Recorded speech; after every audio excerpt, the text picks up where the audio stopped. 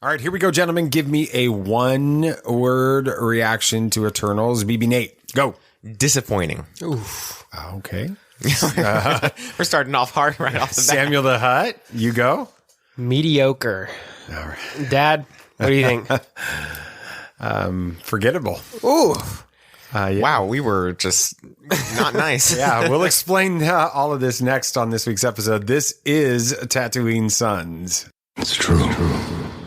All of it. What is the name of the Porg on the Millennium Falcon?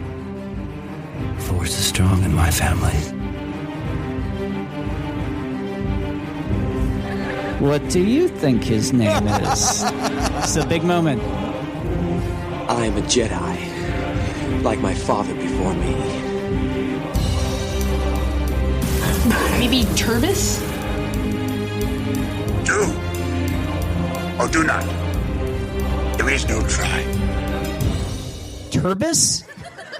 Pablo, if you're listening to this live stream, that Porg's name is now Turbis. It's a good Star Wars name. We're not done yet. These guys recorded an awesome podcast called Tatooine Sons. Everybody was lit.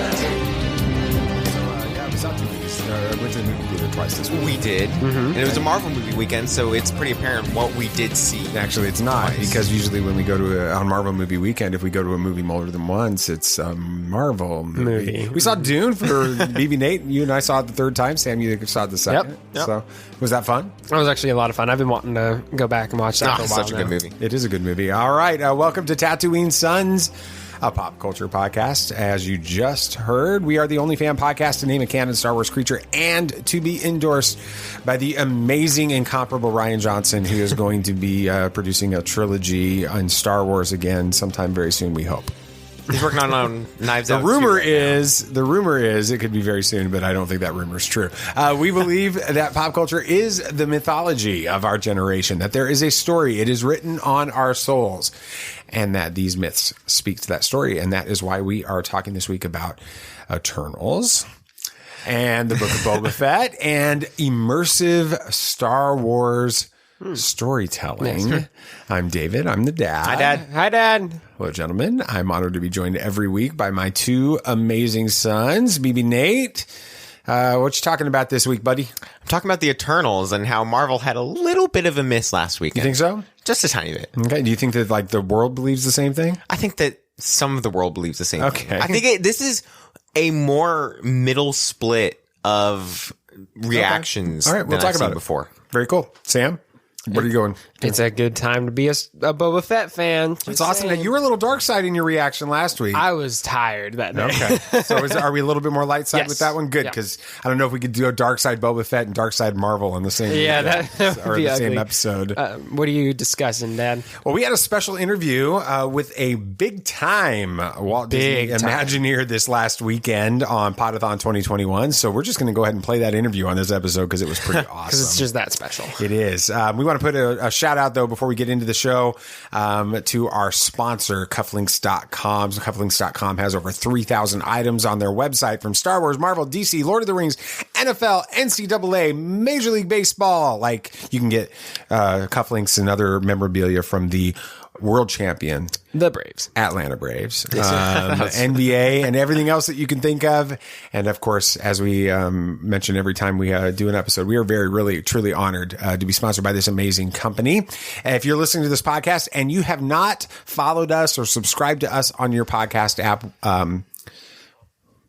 It'd be cool if you did. please. We would appreciate it. I Yeah. was going to say something like, what's wrong with you? But that's not. That's me. We need to keep the That's dark not side right. level like at a minimum. yeah. What I meant to say was we value you so much that we are heartbroken that you're not following us. And Good save. And please follow us Very PC. on the show. I like it. This is part of our new schedule that was started up last week. So it's Tuesday morning when you're listening to this. And we hope that you will enjoy getting this a little bit earlier in the week, especially as you kind of dig into movie moments and what's coming up the next weekend and that kind of thing.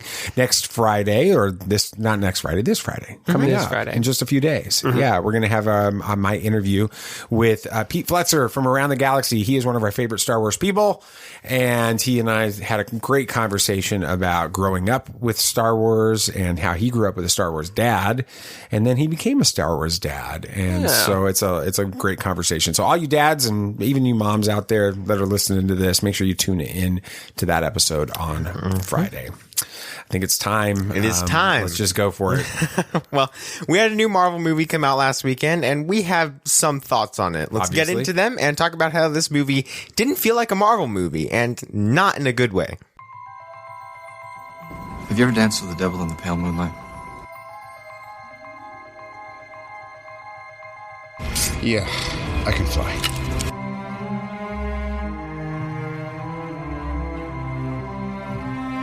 I'm here to fight for truth and justice in the American way. The people in this room, which one is A, wearing a spangly outfit, and B, not of use? There's only one God, man, and I'm pretty sure he doesn't dress like that.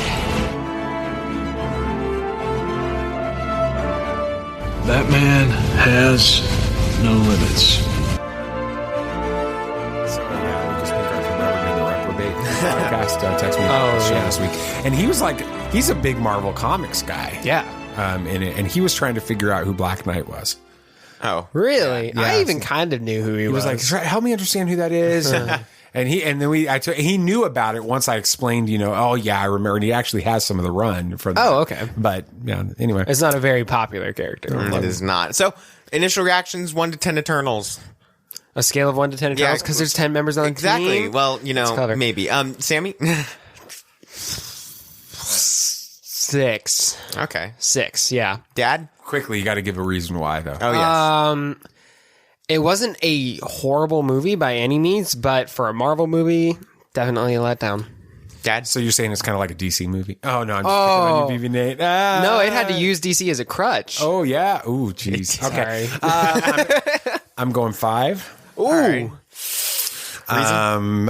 I think that the writing in it was confused. I don't think that I heard another podcast talk about this today, and when they said it really triggered. So I'm just go ahead and give you guys a shout out. If you're a Marvel fan and you're not listening to the Marvel Cinematic Universe podcast, you should check them out. They're pretty awesome. They're probably more knowledgeable than us. They know a lot about Marvel, and one of the things that they were talking about was that there's no point of view character in this. Yeah, that's a good point. Yeah, and so it's hard to follow this movie because it just keeps shifting between 10 different points of view throughout. And that's part of the problem with it. I don't think they even knew who the villain was in this movie. So anyway, we'll talk about all that. I don't think many of us did. Yeah, I'd give it a 5.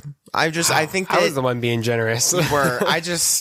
I always was concerned about this movie ever since I heard of the director, and my concerns were met. So yeah, you keep saying that. Explain to me why. I'm explaining later. Okay, because Chloe Zhao is a great director. She's fantastic. She won an Oscar. She won Oscars. She won Best Picture. She's an amazing director. But I'll get into it a little later of why I think it was a mistake. All right, Nate teasing things. Yes, here. I know, right? So keep track. Eternals didn't hit the mark for us in every way, but what were some ways it did work for y'all? That's a great question. Yeah, it's good to focus on things like that. I think I've spent so much time dogging on it that I haven't really given it any thought. I will say I'm excited for the Black Knight character. I think that is something that I think could be really interesting in the future. And they've got a good actor playing the role. I know he was in Game of Thrones and stuff. Yeah, but from what I saw in this, he's a good actor, and I feel like he'll fit well in the MCU. And I'm excited to see more of that. Really, I mean, even like Lucas said, it's a pretty vague character, so I'm excited to see more of that. That's cool. I think visually it was stunning, and we kind of knew it was going to be from the trailers. Other things I liked about the movie. I mean, we'll talk about it, I'm sure, later on. I really liked Gilgamesh. I thought he was a fantastic character. He had the most heart in the movie. And I really enjoyed that character and the relationship that he had with Thena and his willingness to kind of give up everything for her. So those things I really liked about that movie. Definitely. I mean, yes, it was a very beautiful movie, good CGI, well shot. The movie had some funny moments. I mean, not all the jokes landed, but a few did. I mean, if you got a little bit of but when you can sit in a movie theater and you've heard two of the jokes, the main jokes in this movie so many times that you can literally predict the moment people are going to laugh. Like, we would do it during the trailer. I would do it. Yeah, me too. During the trailers. With the Vibranium thing? Yeah, the Vibranium, IKEA. Or what is it? Fall Collection, IKEA. Yeah. And then I would flip my hand in the air like in a spin as people would laugh because that's the moment, right? Right. That was a challenge for this movie. So. It was. Yeah. It really was. And I mean, the action was good at some points. I felt like a few of the action scenes were just thrown in there to be thrown in there, but still, you know, it was good for a Marvel movie. A good action. But with a cast of 10 Eternals, we were bound to like at least one of them. So who was y'all's favorite? I mean, Eternal? I think it is. Yeah, it was Gilgamesh. I think that Gilgamesh is he really didn't have a lot of scenes and a lot of dialogue. It was so sad. But that moment when Thena is having the Mad Weary situation in Babylon, and they're talking about wiping her brain or whatever. Isn't that wiping her memories? Wiping her memories wiping again. her memories all over. Which, why is everybody afraid of wiping her memories? That's what everybody else did. But anyway, but I guess they didn't know that at the time. Right, yeah, at the time. Okay. So, but she's worried about it, and she doesn't want her memories wiped. And Gilgamesh, who's, you know, a mythological character, the Epic of Gilgamesh is a big deal. I loved that idea. That's something I loved about this movie that I wish they would have done more of. There are Athena, as you know, Athena as they explain Athena, like these Icarus, Gilgamesh, all of these different characters. Circe, they can all be mythological figures. I just wish they would have gone They down. explained where Icarus came from, but they didn't really do it much with the other ones. Here's a great part of writing, okay? If you can show me, don't tell me. They showed stories being told. They should have cut out some of the other fluff that was in this movie and shown Sprite telling that story about Icarus in Greece, leading to the legend of Icarus, instead of saying she told the story in Greece about Icarus. Yeah. Right? I mean, those are the types of things. But Gilgamesh is an amazing character. And that moment when he realizes that he cares enough for Thena to sacrifice his own independence, to go into seclusion with her, to protect her and protect everyone else, that was a really emotional moment. And then it was funny at the same time emotional when we get reunited with them again. And he's wearing that silly apron that says Gilgamesh and stuff like that on it, and he's making pies in stone ovens, and he drops it, and then you realize, this is fun, right? But then you see Thena off by herself, and he's injured because he was trying to protect her from herself and protect himself from her Mad Weary again. And this is a really amazing character. I just didn't like what they did with them. So, I agree with everything you said. You put it all the best. Like, what happened? Well, I mean, there was the moment where they were fighting that like bull deviant or whatever, and he just like slaps it in the face. That was cool. But I mean, the moment when they open the door in Australia and they see him, and the first thing I noticed were the cuts on his arms and stuff. And it took me a second to figure out what that could be from, but then I realized he's been having to deal with Thena and her Mad Weary, and he doesn't draw attention to it. It's no big deal. He's got major wounds, but it's not a big deal because he cares so much about Thena, and he's willing to take care of her no matter the sacrifice. And he's still got a chipper personality about it. He's like, y'all want pie and stuff. He's still chill about it, but you can tell it takes a toll on him. Yeah, it was a really well thought out, well written character for the short time that he was in this film. Yeah, I mean, I think we all said it's Gilgamesh. I think we said that right as we walked out of the movie, and he just had heart. He cared. There was so many things that he felt like a fleshed out character, other than some of the other cardboard characters, like Thena. I really did not get the hype around Thena, but I think that just what they did with him was just really, really sad, and I was very disappointed when that happened. But so we loved the character, we just didn't like the fact that they killed him off at like halfway through the movie. Exactly. Yeah. The one character we liked, they killed off halfway through the movie. And this movie had 3 villains-ish. I'm still not sure who the bad guy really was. So who do y'all think the ultimate villain is in this movie? I mean, I want to say the Celestials, I think, or the main Celestial, Airshim or whatever. My bet would be that he was the main bad guy because he lied to the Eternals. He's been creating them and like wiping them again and telling them the wrong things just so Celestials can be born. And he lied about the Deviants and where they came from and that he created them. And he even, came in at the end and kidnapped some of the Eternals. And so I think ultimately Airshim is the bad guy, even though he's not super present in the movie as the villain figure. I just still don't know. Yeah, I get it. You come into this movie because of the trailers and all the press of this movie, the marketing of this movie. It's a Marvel movie. And you think the Deviants are the bad guys throughout the entire movie. And then they sort of open the movie where they kind of play into that for the first half of the movie. And then you start to find out, okay, maybe it's not them, maybe it's the Celestials, or maybe it's Icarus. I still don't know. And then it switches to Icarus at the end, kind of. I don't know who the main bad guy was supposed to be. And honestly, the Deviants really had no bearing on the modern timeline element of the movie. Nothing. And then you had that super deviant thing that just showed up in the end and Ro. Yeah, and it had absolutely no bearing to the story. Nothing. Just was there to kill Gilgamesh, and that was it. I felt like you took him out of the movie, nothing would have changed, and we would still have Gilgamesh, and the movie would probably be a little bit better at that point. Right, and the marketing kind of teased this emergence as having to do with the Deviants, and it really didn't. The emergence didn't cause the Deviants. No. Did it? No, it was. No. The Deviants just somehow got out of the ice that was melted from the emergence. Oh, yeah, that's it. Yeah, decades from thousands of years. But they'd never explained how we live in a time with amazing technology that can see a lot of things trapped in ice. Well, they don't have satellites pointed everywhere on the Earth. It was Antarctica. Yeah, but they're not scanning every square inch. It's just that was a little strange, yes. But who did you think the villain was?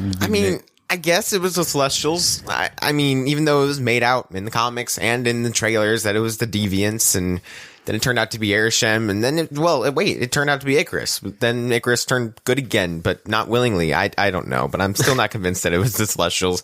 I just still have absolutely no idea. But this movie just didn't hit the mark for us, like I've said before. So why do y'all think that it didn't do well? I think there's a couple of reasons. One, I think that we talked about it afterwards on the way back. And I love the fact that there are people that really enjoyed this movie. Me too. Yep. And I think that's awesome. And please don't get upset because we have a different opinion on it, because we love the fact that you guys love this movie. Your own girlfriend liked this movie, Sam. So, that's great. It's an opinion. We're not going to dog on you because you have a different opinion than us. And we usually don't do this. I mean, this is hard for us to have it is.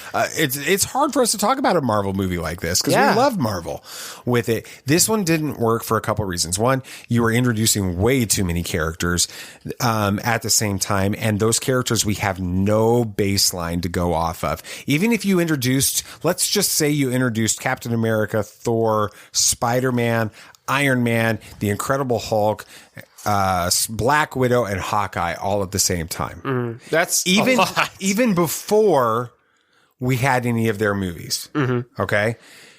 We still have a little bit of baseline knowledge about every one of those characters. Yeah. We know kind of who they are. We don't with the Eternals. No. The Eternals are a really obscure fringe comic books line that only went for a couple of years, and they're Jack Kirby, which is also crazy. Yes, and they've only shown up in a few runs here and exactly. there. Exactly, and so we're getting introduced to 10 new characters. We're getting introduced to a storyline that spans 7,000 years with it, and we're supposed to try to care about everything that's going on.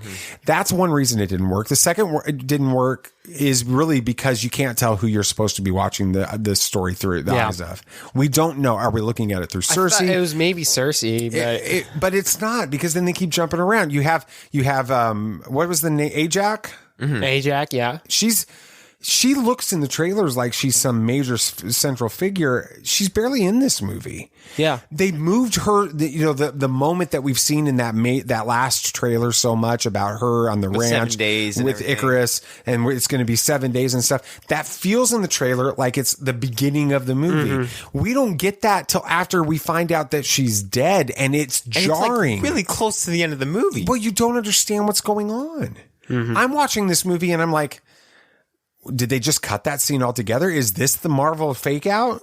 Yeah, where that I scene isn't even that movie. Just cut out the scene at this point. For a long time, I thought they were just faking us out. And so there's a lot of that's going on. It didn't land. They didn't have enough time to develop the characters. They didn't have a time to build out stories that we actually cared about with these characters. And so all of that together, plus, they mentioned the DC universe as much as they mentioned the Marvel universe. Yeah, that was going to be my point. Is it didn't feel like a Marvel movie. There was nothing connecting it to the MCU other than the few references it said. And then with them mentioning Marvel or excuse me, DC so much, it could fit in either universe at this point. It feels so disconnected. You don't see anything that's explicitly MCU. You don't see anything that's explicitly DC. It's just its own thing. They mentioned the blip. They mentioned you Doctor see Strange. Captain America's shield. Okay, you do see Cap's shield in the background of Kingo's plane twice. Yeah. But why? But it's why no is different it than there? if a DC comic was in the back. But why is that shield there? Do we even have an answer to that? No. Did they ever mention why Maybe he has just that bought shield? one because he felt like it. But it could go in any universe or its own universe at this point. There was nothing cementing it in the MCU, and that's where it fell flat for me. It didn't connect to the overall story at all. And in the end, there's nothing. It didn't do anything for the MCU. The only difference that it made for the overall story is now Earth has a giant marble continent on it now, made from a dead celestial. That's it. And then with what happens in the end credits scene, which I'm sure we're going to talk about, it bridges to something in the future, which makes the final end credit scene the most important moment. The second end credit scene, I feel like, was the only important moment of that entire movie. I don't know. I don't know what's going on with the second one as much, or the first one as much. Yeah. And another disconnection from the Marvel universe. Where were the Avengers throughout all of this? Or S.H.I.E.L.D. Or S.H.I.E.L.D. or anything. I mean, Doctor Strange knows about everything in the universe. He is the keeper of time. He is Sorcerer Supreme. Yet he's on vacation right now or something. Or maybe he's going through the multiverse with Peter at this point. We don't even know the timeline. Exactly. We don't. It takes place 5 years after the blip, or at least 5 years after the blip. That's what it is. We know that because Ajax said so. It takes place right as everybody came back, because that's when the emergence was able to happen because they got the population back. But I honestly think that why this movie didn't work, it falls all on the director. I mean, Chloe Zhao should not have directed this movie because it was way too much to put on a rookie in the superhero movie world.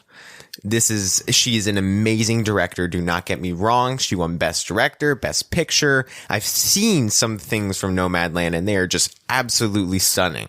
I have faith in her as a director, but I do not think that she should have done this movie. You're introducing 10 characters that nobody knows that are obviously going to be important in the MCU. And you're putting it all on somebody that has no idea what to do with superheroes. And so I think you get the Russo brothers or John Watts or even, heck, do Jon Favreau, who introduced the MCU, put him on this movie to start up phase 4 with these super important characters. You have somebody that knows what they're doing with superheroes, knows what they're doing with Marvel, and you put it on that. And I'm not saying that Chloe Zhao should not have done a superhero movie. Just not this one. I really think that she would do very well with the Marvels. You have an established character with Captain Marvel, and then she could make Miss Marvel her own character and change that into the films. Yeah. I just think that Kevin Feige saw Best Director and was like, we need a lot of people to go see Eternals, and so we'll slap that onto every trailer. And so it feels like the first like full on swing and a miss. Yes, since kind of the Dark World. Yeah. So anyway, definitely. So what's up with the post-credit scenes? And I'm still not even sure. I've read up some stuff, and I am more confused now than I was before. So Star Fox, that whole end credit scene where 3 of the Eternals are on the ship. Don't remember what the ship is called. Then you have the weird troll. I think his name was, I forget his name. By Patton Oswalt. Yeah, it was Patton Oswalt. Introduces Star Fox or Eros, the brother of the Titan Thanos. From the comics, at least. And it makes sense. I mean, the comics, his brother was more Caucasian than Thanos was. They didn't really explain why. It's just how they started to draw it, and then it kind of just took its own form. But, apparently, in the comics, both Thanos and Eros are Eternals. Okay. And it is confirmed in this movie, or at least he says he is, that he is an Eternal. So it makes sense that Thanos would also be an Eternal because he's the brother, right? That seems logical. All makes sense. Except it doesn't. If that's the case, then why didn't Arishem stop Thanos from his genocide so the emergence could begin on Earth? Because that's totally against everything that the Eternals would do. Wow.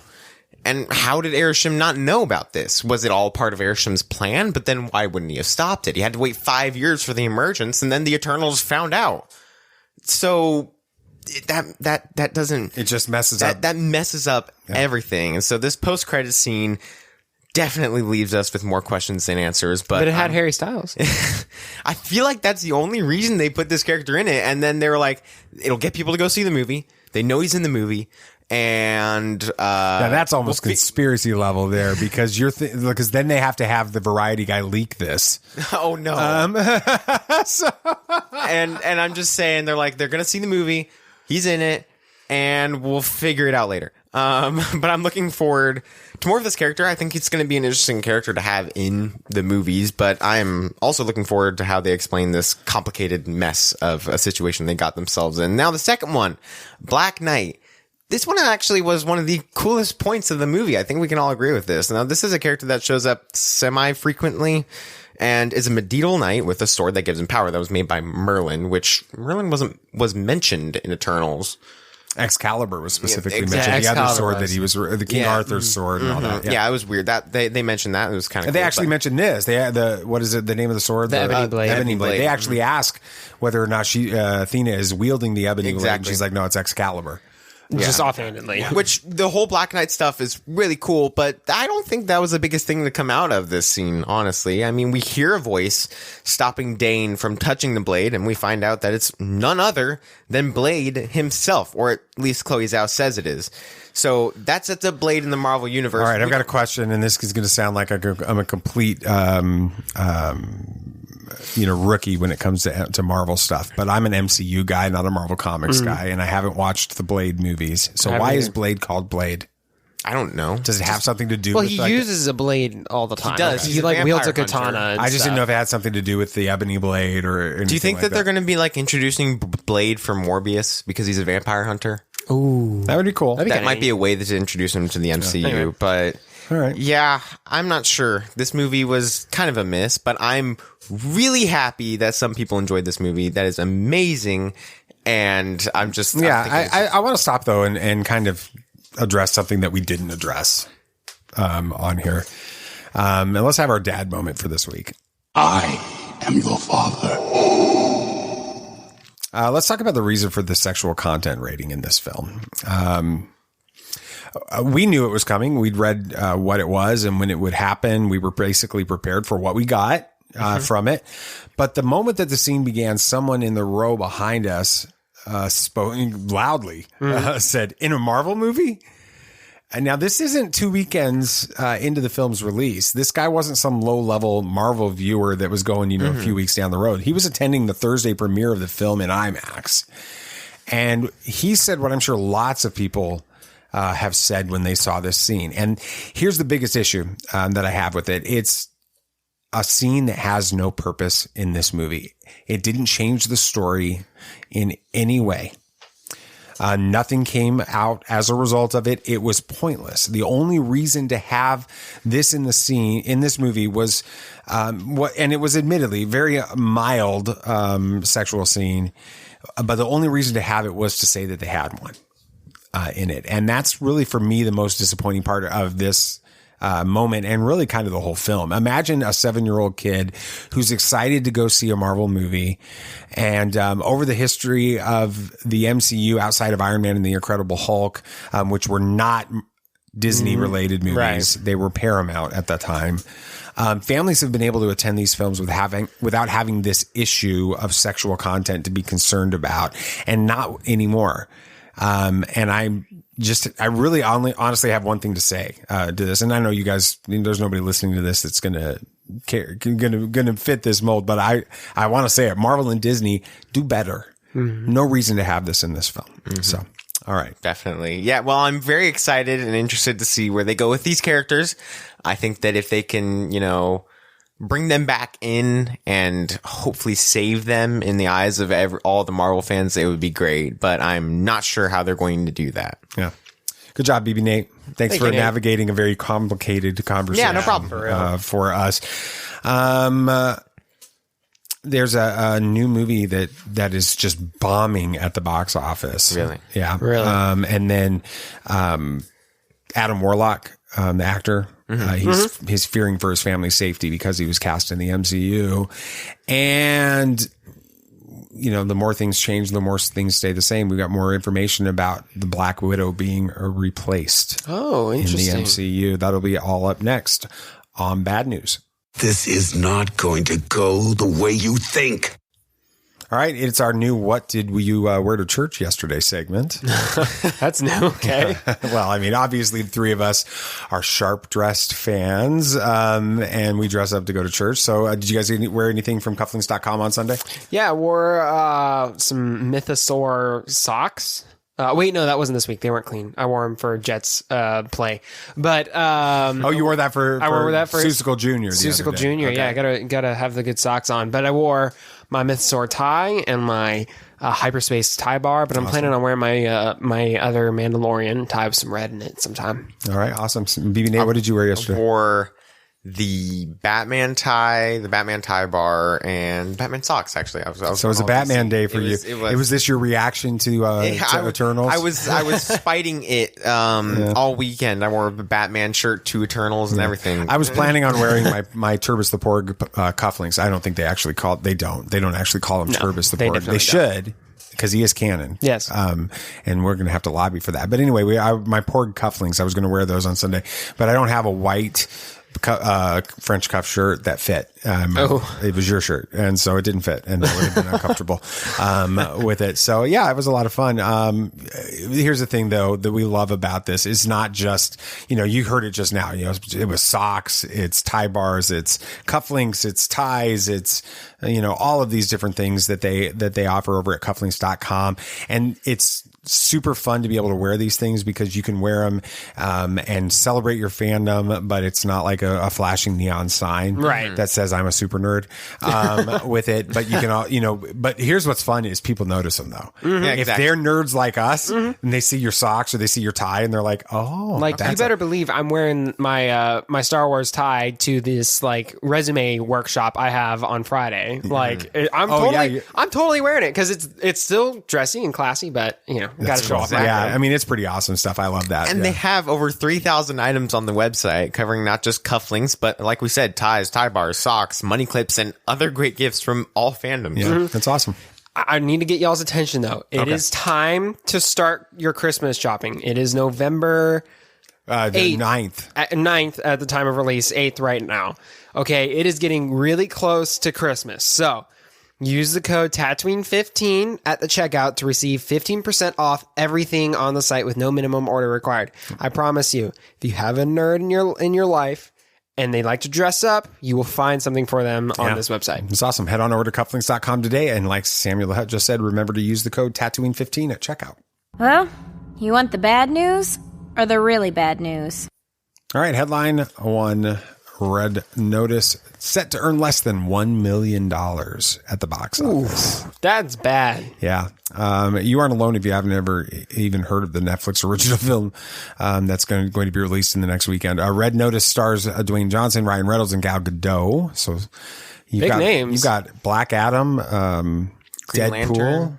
Green Lantern and Wonder Woman. Hey, those are DC, but yeah, it was released on several. It's going to be released on several hundred screens coming up this weekend, and as well as on the Netflix streaming platform. The big difference about this scenario from other simultaneous releases like Black Widow and Wonder Woman 1984 is that Netflix isn't releasing this film in theaters to get box office ticket sales. They haven't even marketed it for the theaters at all. It's being released in order to qualify for award nominations. And Netflix hasn't marketed it for trying to get box office sales. The film will, when it's released, it's going to inevitably sit atop the Netflix list of trending movies for weeks after its release. It's getting great reviews. This headline from We Got This Covered is true. It's set to earn less than $1 million at the box office, but it's highly misleading. It's really only true from a certain point of view. So I'm going to give it a clickbait level 5. I think that's fair. All right. Will Poulter fears for his family's safety because of MCU casting. That sounds terrifying. We haven't talked about it on the show yet, but it was announced about a month ago that Will Poulter is going to be playing Adam Warlock in Guardians of the Galaxy Volume 3. That's exciting. This headline is way blown out of proportion. Poulter's comments were in jest. He was appearing on the Jonathan Ross show and discussing the level of secrecy regarding his role in the MCU. Poulter said, "Because it's Marvel, I'm kind of sworn to secrecy, and I'm actually terrified for the safety of my family, lest I say something." So you have nothing to worry about. Will and his family aren't in any mortal danger. Definitely a clickbait level 8. All right. And Marvel's recast Black Widow actress reportedly starring in next year's big sequel. This This headline from Inside the Magic is a masterclass in clickbait strategy. If you don't have anything new to report, change up a previously used click and the headline and repost the same story all over again. Several weeks ago, we talked about how a headline suggesting that Scarlett Johansson was being replaced in the MCU. This sounds like something dramatic regarding Black Widow in future films. Which doesn't make sense because she's dead. This is exactly what today's headline is also suggesting. And just like in the previous article from weeks ago, the real story has nothing to do with the MCU films. It's about the voiceover actor from What If Season 1 reprising her role as Natasha Romanoff in Season 2 of the series. The article even lists side-by-side photos of the voiceover actress and Johansson. Yeah. And is specifically looking like she's trying to look like Black Widow. Oh my gosh. It's ridiculous. Yeah. Sometimes these websites don't ever try. This is a clickbait level of 10. Yeah. Ouch. It's a big one. Shmooly. That's my 9. It's your turn. Yes, sir.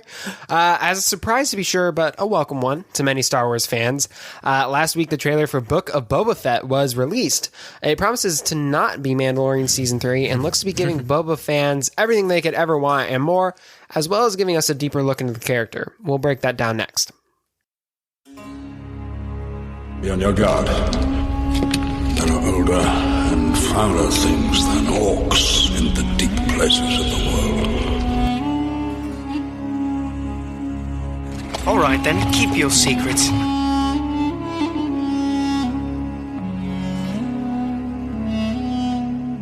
You're coming to us. Is as the footsteps of steps and steps.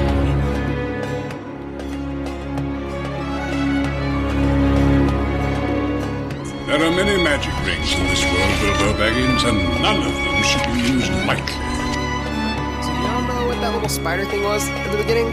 Wasn't that from Return of the Jedi? It was in Return of the Jedi. So basically, I don't remember the fancy name. They're called monks or something monks, right? And what they are basically these monks who had their brains removed from their bodies and put in robots because they wanted to avoid all sensual physical desires. That's crazy stuff. So they oh right. That's what the little spider guy is. It's a monk's brain. I did not know that. Well, now you do. Figured I'd drop that art for you. All right. Thanks. Before we go any further, just a little nightmare fuel for you. If you know what I just referenced when I said that, I did not know that. Tweet us if you're listening. I feel like I should know. Yeah, we'll talk about it off the show. So. Rating on a scale of 1 to 10, helmets full of credits. Oh wow! Yeah, that's good. Of the trailer. Of the trailer. Yeah. Rate the scale to trailer. You want me to be honest? Yeah. I'm gonna give it a 6. Ooh. Okay. I know that's harsh, but this trailer gave me nothing. That's fair. It relied on the hype of Boba Fett, and I'm personally not a Boba Fett guy. I wanted something more about what could draw me into the story or something. I wanted something that I was like, okay, I'm not a Boba Fett fan, but why should I watch this series? That's a good point. I'm going 5 or 6 on it, and I'm thinking the same thing. Just it's not like it was a bad not at story, all. or I'm not looking forward to the series. I just don't think the trailer did much at all to get a story across. It was just kind of like, hey guys, here's a Boba Fett trailer, and they showed some fun scenes, and I read a little bit, which kind of made me a little more excited about it once I studied it. But overall, I'm still going to watch it. I didn't need that trailer to do that. Yeah, exactly. Good thing, because it didn't work. So yeah, I mean, I was going to give it a 7 or so. Y'all make a good point. It didn't do much trailer wise. It didn't give you anything. It was a teaser trailer, but even for teaser trailers, it didn't give us much. It was a hype trailer, basically, to capitalize on the fact that Boba's back.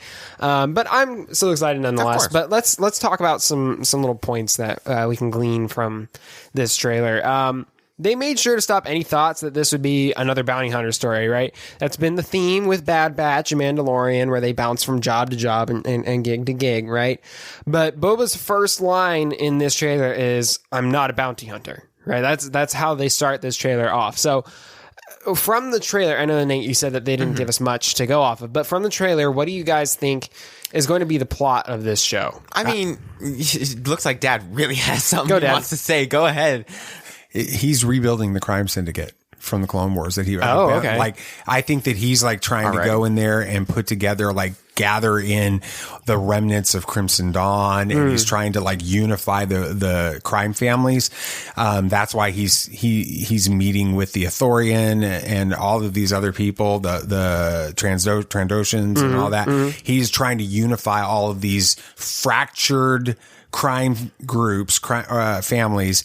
After Return of the Jedi, after the death of Jabba the Hutt, he's going back to Jabba's throne. He's reuniting them. He's been on Tatooine. He knows what's going on. He's been behind the scenes. Now he's coming out, and he's going to make something amazing happen with that. Nate, what do you think? I think it's just going to be him kind of tidying up some of Jabba's loose ends and starting his own little crime empire. So yeah, it would make sense for him to start the crime syndicate again, because he was so in tune with that in the early years of the prequels. I'm telling you, they're building up Crimson Dawn in the comic books and in the other stuff. They are really big right now.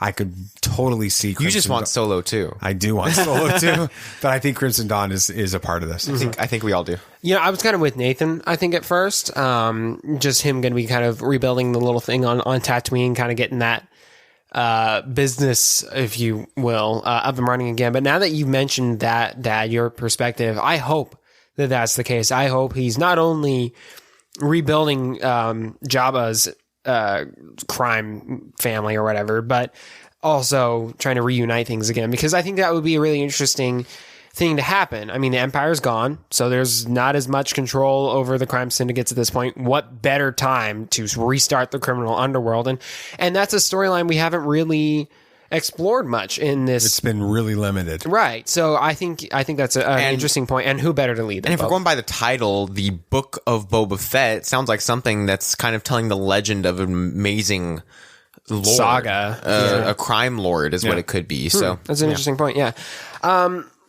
So Boba says he intends to rule with respect rather than fear, as Jabba did. It seems like he wants to do things a little bit differently than his old boss, but then at the end, he threatens to kill them the same way Jabba would. So that seems a bit contradictory. Well, it doesn't seem like he does, though. He kind of acts like, this is the way Jabba would do it. Go ahead, and say what you need to say. And so I didn't gather that that's what he was doing. But it seemed like there was a bit of edge on his words there. It seems like, I don't think this is going to be a kind of a good guy. I think he's going to be respecting crime again. I think, like what Dad said, the crime syndicate. I mean, you had Dryden Voss, who was ruthless. He definitely used fear, but he was always respectful in deals. And if you made a deal and honored it, well, he relied a lot on fear, though, in Solo. In some aspects, yes. Yeah, he relied on fear if you failed, but he gave, Tobias Beckett that extra shot. He did.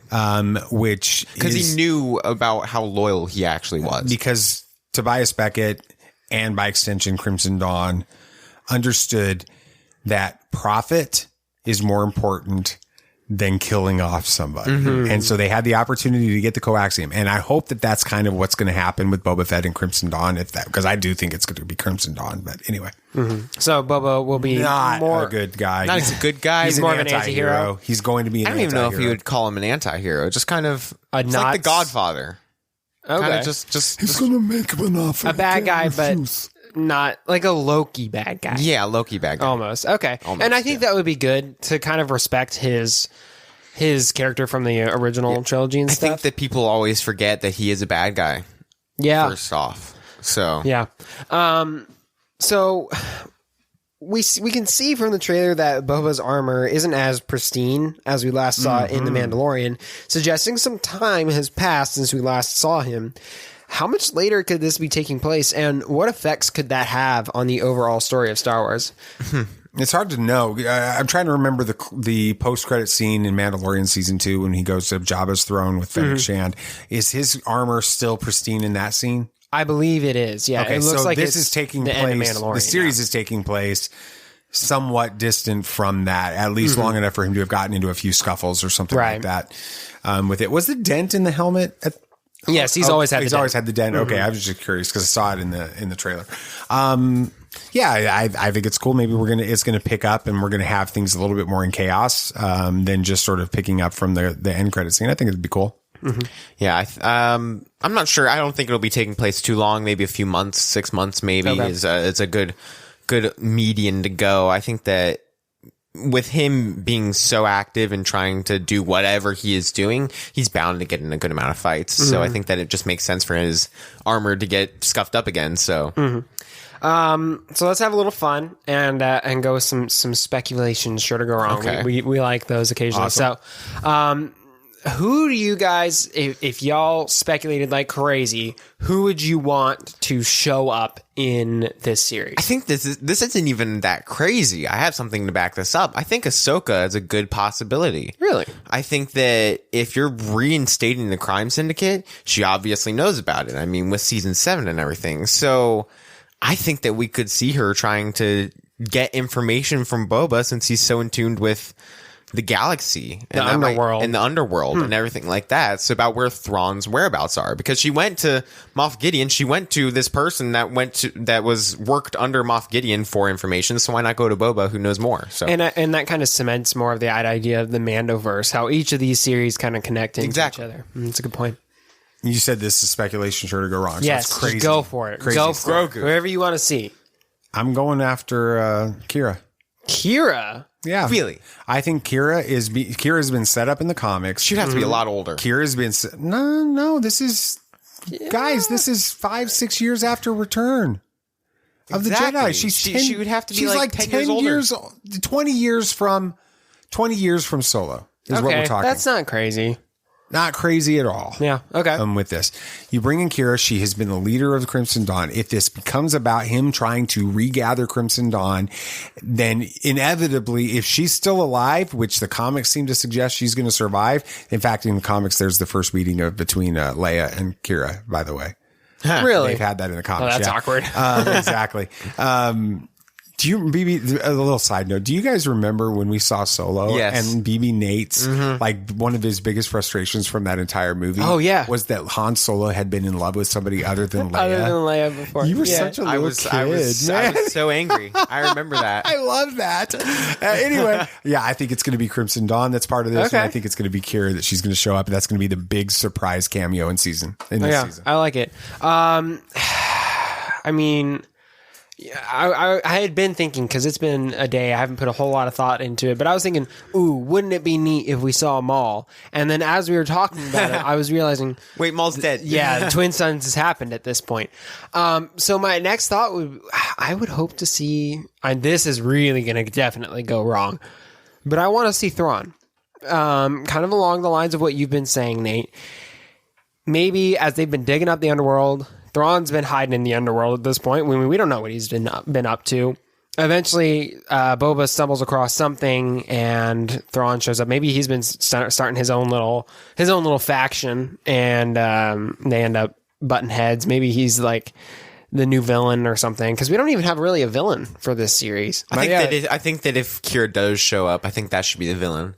Okay, opposing Boba fun? Fett for starting up the Crimson Dawn again because of how much the Crimson Dawn screwed up her life.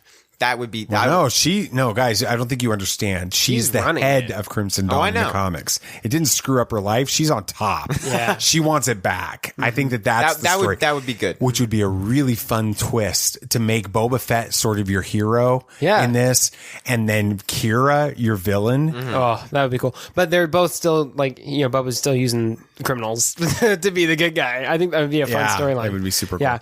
Well, the Book of Boba Fett is set to premiere next month on December 29th on Disney+.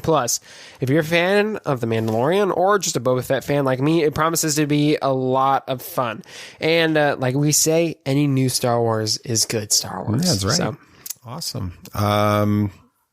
There's some stuff happening in movies coming up. We got a big red dog showing up, and we're going to go to Ireland, and we got a couple trailers, and we should probably talk about all that. So that's up next on Movie Moments. At last we will reveal ourselves to the Jedi. At last we will have revenge. A couple new movie releases this week. We got Clifford the big red dog.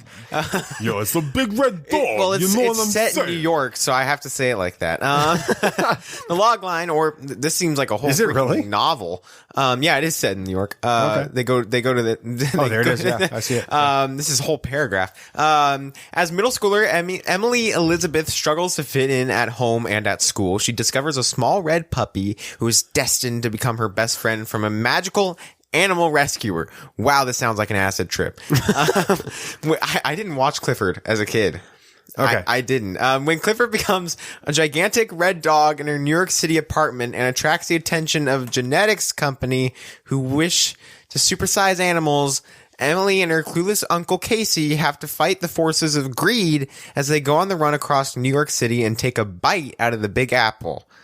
Along the way, Clifford affects the lives of everyone around him and teaches Emily and her uncle the true meaning of acceptance and unconditional love. Based on the beloved scholastic character, Clifford will teach the world how to love big. All right. Wow. All right. That is a kid's movie. And guess what, Sam? Your girlfriend wants to see this movie, which means you have to go. I'll figure it out. I'm sorry, Sammy. I apologize. The stars are Darby Camp, Jack Whitehall, and Isaac Wang. All right. Studio's Paramount, so hey, you could just get away with watching it on Paramount Plus. And the directors is Walt Becker.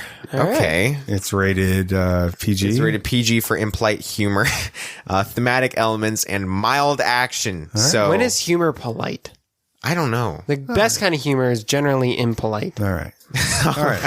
The next one, Belfast, which actually sounds more interesting than Clifford. The long line. A young boy and his working class family experienced the tumultuous late 1960s. We've seen the trailer for this. It's not that interesting. I have no idea what this movie is about, but for some reason I would see this over Clifford. Because of the main actor, who looks a lot like Dad. Right? Oh, no, that's Jude Law. Jude Law. The stars are Jude Hill, Louis McCaskey. You can't read these things? And, oh, wow. It's really not that Catriona complicated. There you go. Good job. That's interesting. The studio's focus features and the director is Kenneth Branagh. Branagh? Yeah, he directed Thor. Did you know that? Yeah, I knew he directed Thor. It's rated PG-13 for some violence and strong language. Yeah. Now for trailers, we had the Ghostbusters Afterlife final trailer. It was a minute long. That one.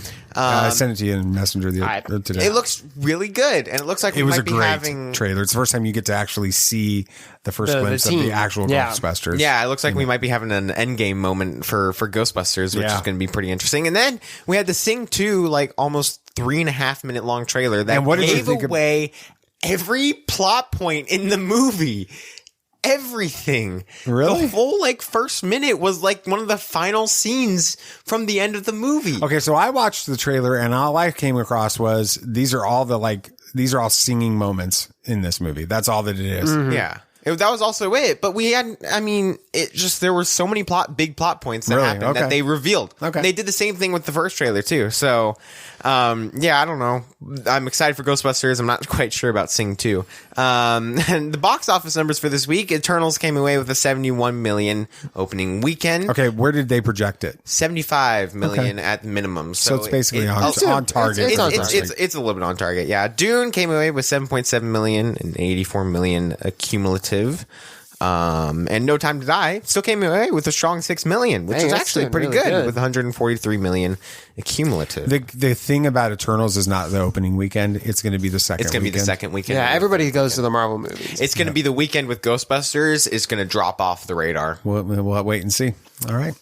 Well, it's not every week that we get to include an interview with someone who has made as great an impact on Star Wars fandom as the guest we interviewed this past weekend for Podathon 2021. And we just really couldn't pass up the opportunity to play that interview for you here again on the podcast today.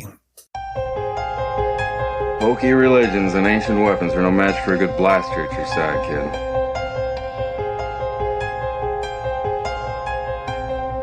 Rebellions are built on hope. Force is with me, and I am with the Force.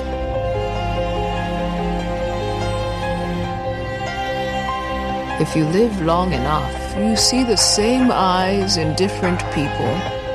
That was completely unexpected success this weekend for Podathon 2021. That was awesome. It was pretty amazing. If you guys didn't get a chance to listen in on onto Podathon, you missed out on like 16 hours of amazing Star Wars conversation and interviews and guests. It was on YouTube streaming all day long. It was really an amazing day. We had, some of the best Star Wars podcasters, YouTubers, Alex and Molly Damon, Ken Knapsack and Joseph Scrimshaw. Of course, Pete Fletcher from Around the Galaxy, Scotty J-Ro from the Bombad cast, and just a Tarkin's Top Shelf, a bunch of them.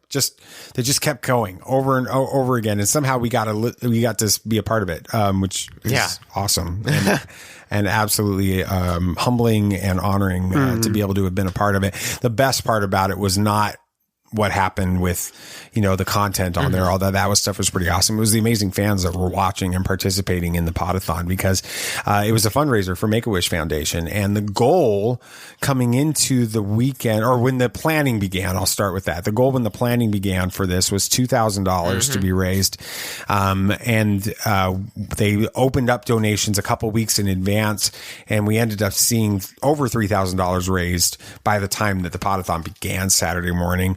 So then the numbers started creeping up. You feel like everybody already gave at that point, like that, everybody that was going to participate had already participated. And so you're just kind of hoping you can get it up to 4,000 maybe. And then all of a sudden we're going after 5,000. And before it was all over, they raised $8,260 for Make-A-Wish Foundation. And that just is the most beautiful thing about this weekend, was seeing how Star Wars fans can come together and do something like that. It was absolutely amazing. For us, our little part of this was an amazing interview with a gentleman that you may not be familiar with by name, but Scott Trowbridge is someone that you are definitely familiar with his work. He's an American entertainment creator. He's currently serving as the portfolio creative executive for Walt Disney Imagineering, and he heads the design and production division for Disney Parks and Experiences and Products, which is obviously a division of Walt Disney. So let me translate what I just said there. Basically, Scott is helping Disney and Star Wars create Galaxy's Edge and the new Galactic Starcruiser that's opening next March. And Scott joined us last week for Podathon 2021 for just a few minutes to discuss Star Wars and those immersive experiences. Here's what he had to say. Good to see you. Thank you so much for taking a few minutes with us. We'll try to make this as quick and painless on you as possible, because we know how busy you are. We are busy making the Star Wars and all the other cool things around the world. Absolutely. We're super excited about this, and especially because of everything that we're doing with Podathon 2021 and how it's a fundraiser for Make-A-Wish. It's an extra special thing to have you on here for that. So thank you for it. We're going to jump right in, if that's cool. Yes, let's do. All right. Awesome. All right. We're going to, to give you some context, Scott, we are mega super Star Wars fans. And we lived in Orlando for about a year and probably went to Galaxy's Edge 30 times while we were down there. We had annual passes and went constantly. And we were totally taken back by how just immersive the entire park is. And then when I think about the making of Galaxy's Edge and Batuu and everything, my question is, was there ever a moment when you were in that development stage and something came to the table to discuss, to make, or to develop, and you thought, how is this even going to be possible? Oh yeah, I mean almost everything.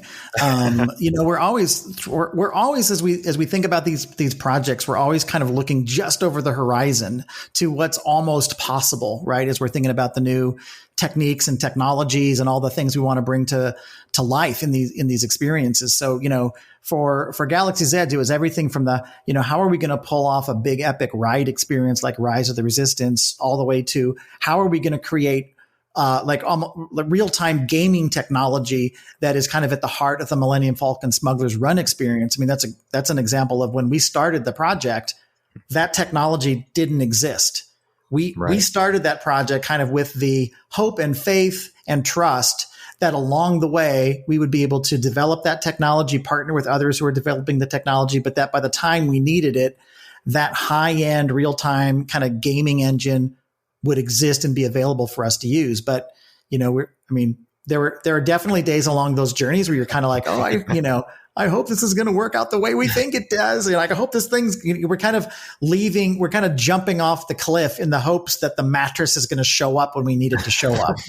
That's awesome. Now you guys are in the process of finalizing something else that's going to be completely immersive down there, which is this Galactic Starcruiser. It's set to open next March. How is this property and resort experience going to take immersion in Star Wars to a whole new level?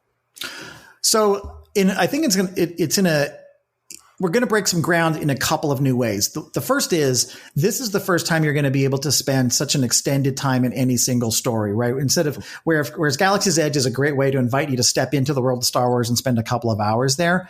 We're inviting you to spend a couple of days immersed in your Star Wars story where you're truly a character, right alongside the other characters that are part of it. Some of them are characters you've known for a long time. Some you're meeting for the first time, but you're right alongside those folks living out a Star Wars story that is truly a result of who you want to be in the galaxy and the choices you make in the galaxy. I think that's a new idea, both for the level of immersion and also the level of agency that you kind of get to bring to that experience, to the Star Wars Galactic Starcruiser experience. That's awesome. Yes. And you've designed some of the most awarded ride experiences in the world, including The Amazing Adventures of Spider-Man and Harry Potter and the Forbidden Journey. Just like Galaxy's Edge and the Galactic Starcruiser, these rides are known for immersing the guests into the story they're telling. What makes a ride immersive, and why is it something that you're so committed to doing? Well, I'll give you two reasons why I'm committed to doing it. One, those are the things I love, right? Those are the things I want to do. I want to go into experiences and have these experiences that I can't believe are really happening. And they probably aren't really happening, but I can fully believe that they are, right alongside, these characters that I know and love and stepping into these story worlds. So part of it is because those are the things that I love to do. And I'm just such a big fan of any experience that transports our guests or transports an audience into a new reality. I love that. I love doing it. And I just want to help create those experiences and help teams that are creating those experiences for everybody else. Because, selfishly, I love them. Less selfishly, I think everyone else loves them too, or at least a lot of people do. So yeah, they absolutely do. When you spend so much time working on these projects and these experiences, when you go back through and you finally get to experience them for yourselves and ride the ride again, how is that experience? Are you just sitting there thinking like, oh, could I have done that a little bit better? Or is it still just as fun as if you were a guest coming to the park for the first time? It is. This is going to be a weird answer, but I love watching the people, not the experience. I mean, ultimately, at the end of the day, we're doing all of this work for audiences, right? We're doing it for fans. We're doing it for our guests. We want them to have a great time. They are the reason, you are the reason that we do these things. So when we get the opportunity, I'll just speak for myself. When I get the opportunity to go in and, revisit something, I'm always watching the people. I'm not really usually watching the thing. Because I know the thing like the back of my hand. I don't, there's no surprises in the thing, in the experience for me, because I know it like the back of the hand. I could probably, recite the whole thing by heart by that point. But watching the people who are experiencing it and just hoping that they're having a good time and paying attention to what they're paying attention to, that's the interesting part for me. Oh yeah, it reminds me of the last few times we got to ride Rise of the Resistance. How we'd been on it, a dozen plus times at that point, and we were getting on the transport at the beginning, and we're with other people, and you can tell this is their first time, and then you realize, wait, they should probably move to this spot and see this, and we're moving them around on the thing. That's so awesome. Go stand over here. This is a better spot. We'll trade spots with you, that kind of stuff. So that's I totally so understand awesome. what you're saying on that. Yeah. Well, and it's kind of fun to see those things through fresh eyes too, right? If you've, absolutely. it's especially little kids, Yeah. Yeah. Absolutely. Yeah. I mean, that is what I love the most about creating these things is, and when we, you said like when we finish one of these things, what's that like? When we open something, I'm almost always going to be lurking around the exit, just watching people, like hiding behind a bush or a tree, just like, trying to watch people and kind of go like, what's the reaction? What's the look on the face, right? What are they talking about? Are they talking about this thing that happened or this other thing that happened? Or are they talking about nothing? That is ultimately the payoff, is being able to kind of experience it all through the eyes and through the lens of our audiences. They're the reason we do this. That's so cool. Yeah, we watched the Imagineering story like twice before we moved to Orlando, I think. And it was really fascinating to me because I'm studying to become a mechanical engineer right now. That's what I'm in college for.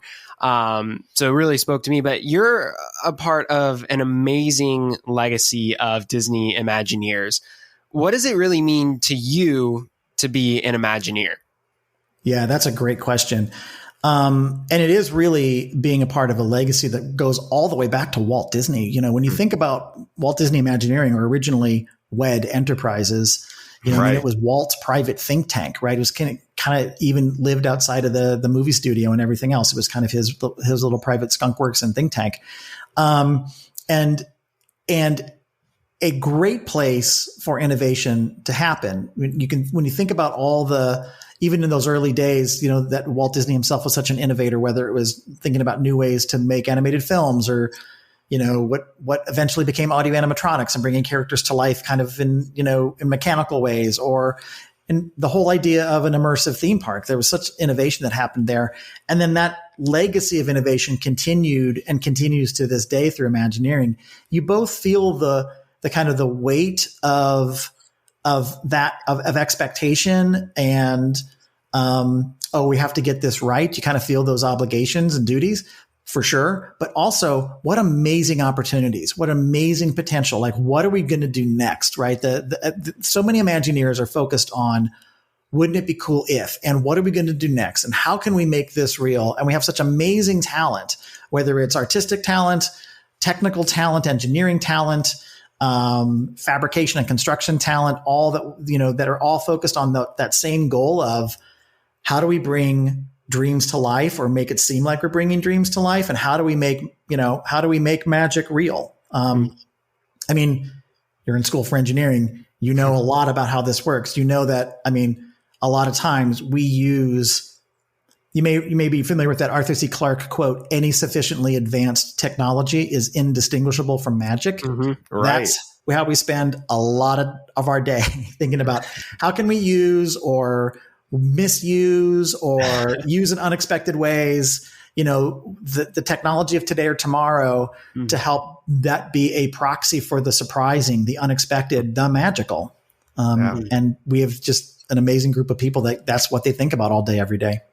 Yeah, it's mind-boggling to think about how different the world would be if there wasn't the Imagineering team down there and the things that they've developed in history. It's stunning.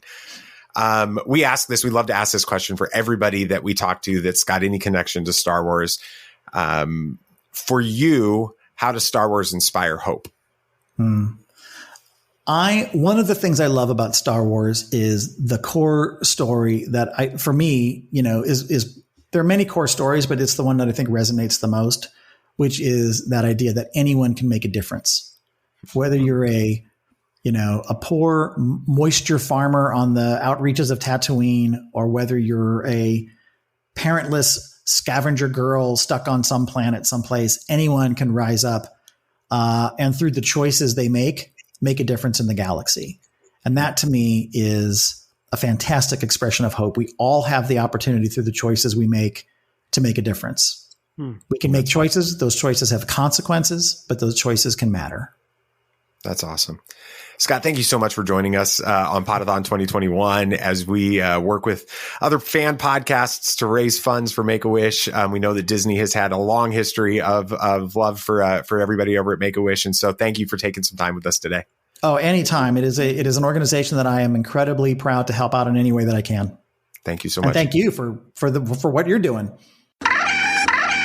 What an awesome opportunity to interview him. What was your favorite part of the interview? I mean, I don't know if we may have stopped the recording at this point, but what was really cool is he took time to talk to both Nathan and I about, our degrees and like what we're getting into and studying and how important it can be and how it's important not only Disney, but like Nathan, he went up to Nate and was talking about how sound is something that's not a lot of people think of, but it makes or breaks a scene and stuff. And how he's talking to me about engineering and how important that is, obviously, for being an Imagineer.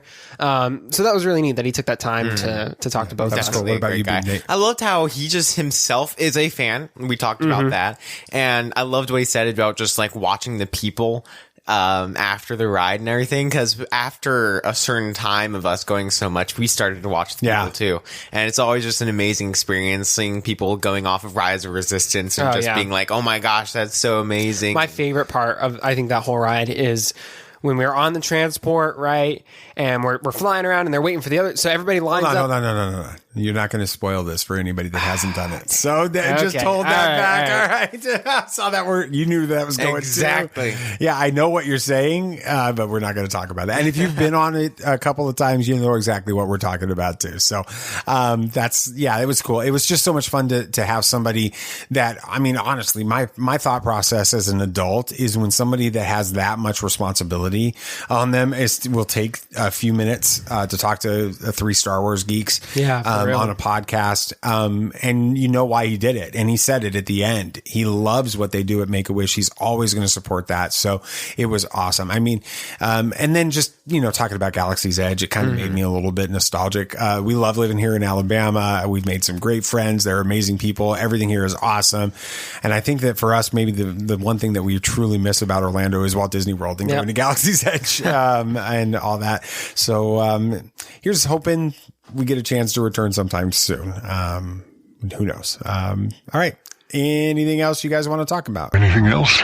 Yeah, Star Wars Rogue Squadron has been delayed indefinitely, which doesn't mean it's like canceled or anything. It's just they don't know when it's going to be released right now. It's been delayed, for whatever reason. We don't know exactly why. It was so big. It was a surprise and kind of not a surprise too. So yes, big screen leaks. Jordan Mason and Adam Fraser all claim that Lucasfilm is developing an Old Republic movie to release as early as December 2023. Interesting. Yeah, and this delay of Rogue Squadron is kind of telling. is interesting in light of that. And those guys are not Mike Zero, by the way, or we got discovered. They're pretty legitimate scoopers. We'll just have to wait for Friday. Yeah, hopefully we'll find out something Friday. That's what everybody's thinking. And then we were talking about Galactic Starcruiser and all of that with Scott Trowbridge. Star Wars Galactic Starcruiser has sold out its first 3 months already. That's incredible, especially as expensive as it is. Wondering how these people have the money to go. Yeah, they're selling kidneys. Yeah, it's pretty awesome. So, All right. That's going to do it for this week. I'm excited about Friday's interview. I want you guys to check it out. Pete Fletcher was one of the driving forces behind Podathon 2021. And so, he's a good guy. If he's going to be a part of that. And the conversation that we've had him on the show before. We love having him on the show, but this one was special for a different reason because it's really about being a dad in Star Wars. And he has experienced that both as a child growing up with a dad who loved Star Wars, something that I didn't get to experience. And also as a dad now who has kids that love Star Wars. So it was a really fun conversation with it. Please make sure you guys check out cufflinks.com and use the code Tatooine15 for anything that you purchase there. You can save 15% on that. You guys are awesome. And we just want to take a second to say that because we love doing this podcast. And so thank you guys so much for listening to Tatooine Sons, a pop culture podcast. If you had a good time listening, it'd be awesome if you could share this with your friends. Yeah, please. Share the love. Yeah. Share the love. And of course, the show is only a small part of the Tatooine Sons world. So if you really like us that much, be sure to follow us on Facebook and follow us on Twitter to get in on all the action and keep up to date on everything we got going on at TatooineSons.com. Yeah. Don't forget to follow the show on your favorite podcast app so you don't miss our next episode. And remember that if you drop us a review at podchaser.com/Tatooine Sons, we will make a donation in your honor to one child to help a child living in extreme poverty. All right. That's going to do it this week. Anything else you guys would like to say? May the Force be with you. May the Force be with you. May the Force be with you always. This party's over. I like that Wookiee. Don't get technical with me. Joy, please. Yep, yep.